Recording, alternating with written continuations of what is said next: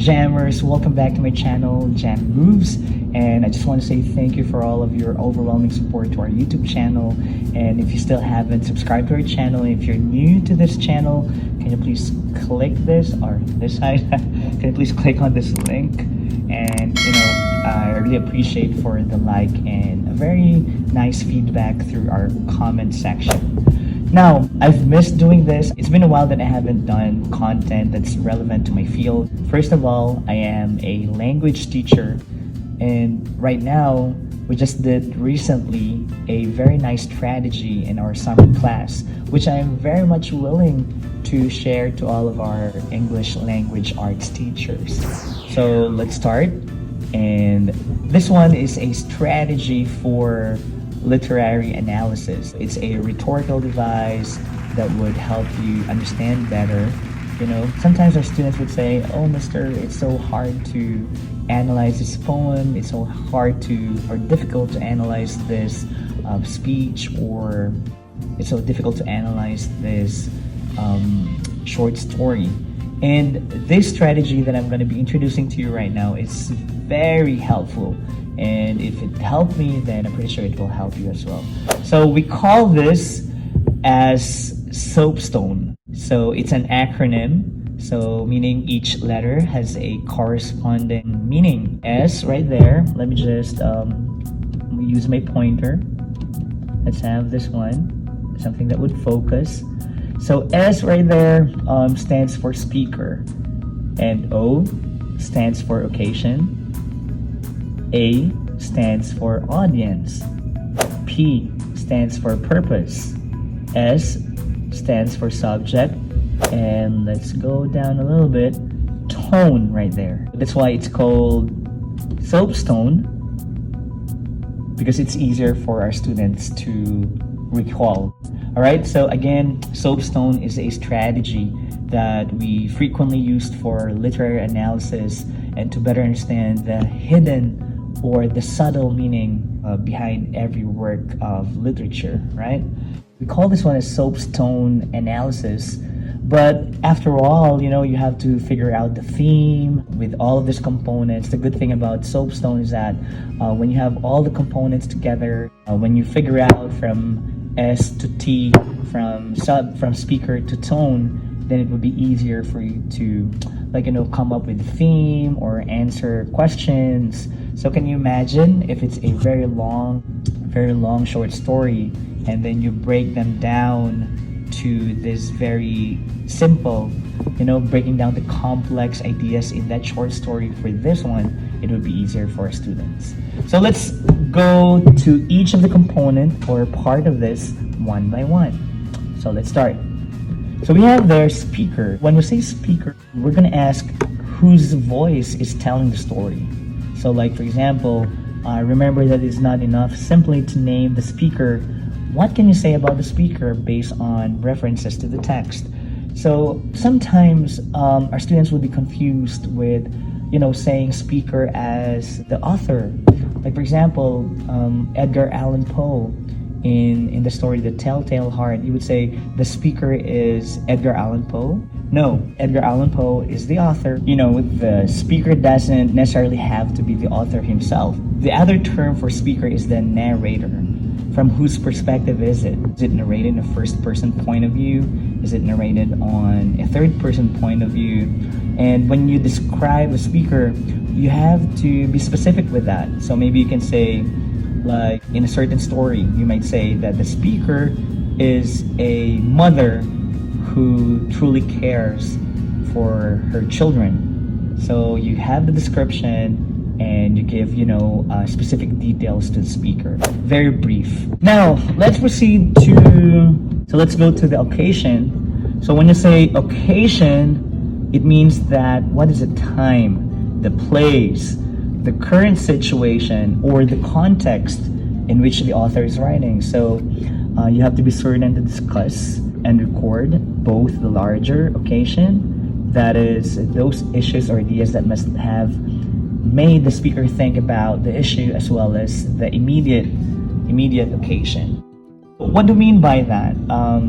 You can say, like, if there's a specific time in the story, then write it down or let's say the place, but I want to add here something that's context. So what's happening at that time? Maybe you can say if there's like a civil war, or maybe you can say like a peace talk. It has to be at that moment. All right.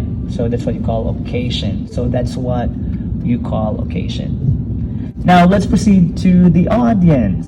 So who is the intended audience for the piece? I want to circle back to the idea of the specific target audience here. So like when you're saying, at whom is the text directed? You know what? It's not enough to say anyone who read it, or you may say the audience are the readers. So sometimes our students would do that. So I always remind them that you have to specify, like for example, you will want to identify a certain audience by describing some of its characteristics. You might say the target audience of the text are those who have been suffering, or those who are going through depression, or something that's very specific to that target audience. And when you do that, I think that's the best way for you to answer this specific part or component of the SOAPSTone. Now let's proceed to the next one. Now we have here purpose. Why is the author writing the literary text?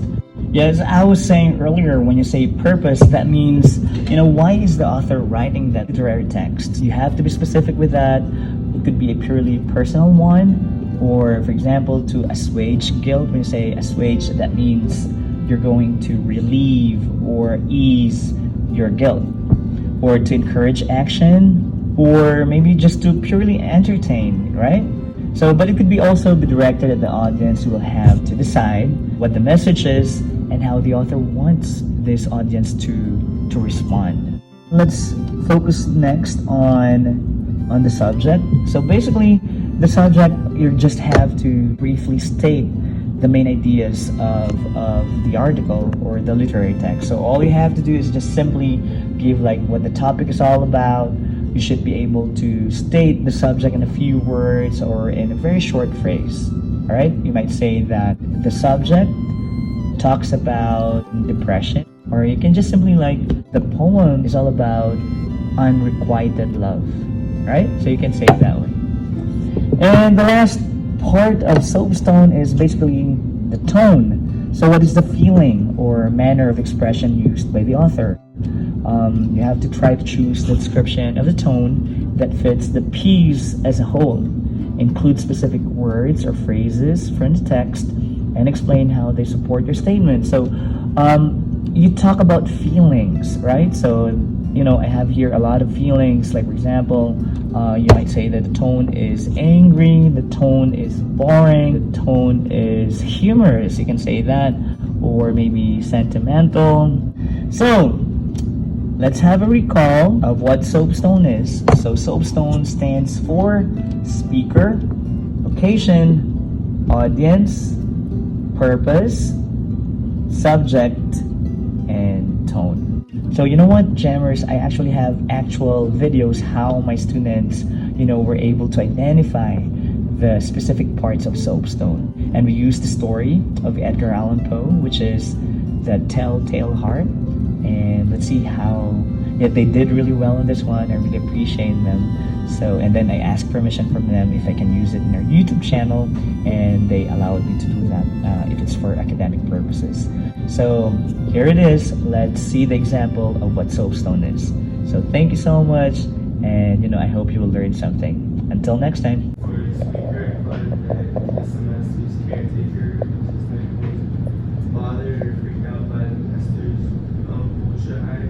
Occasion took back in the time in 1843 in the house of Harriet, who he shared with the old man, and what further takes place. For the audience, there was a lot of kind of avid readers of his literature. He had fans. This was published in 1943, before he got famous off of The Raven. The purpose, I would say, is again for the author's kind of point. He was known for having a very somber background, and I can only assume that the reason for writing such a dark subject matter in such a dark way and in such a form that would be very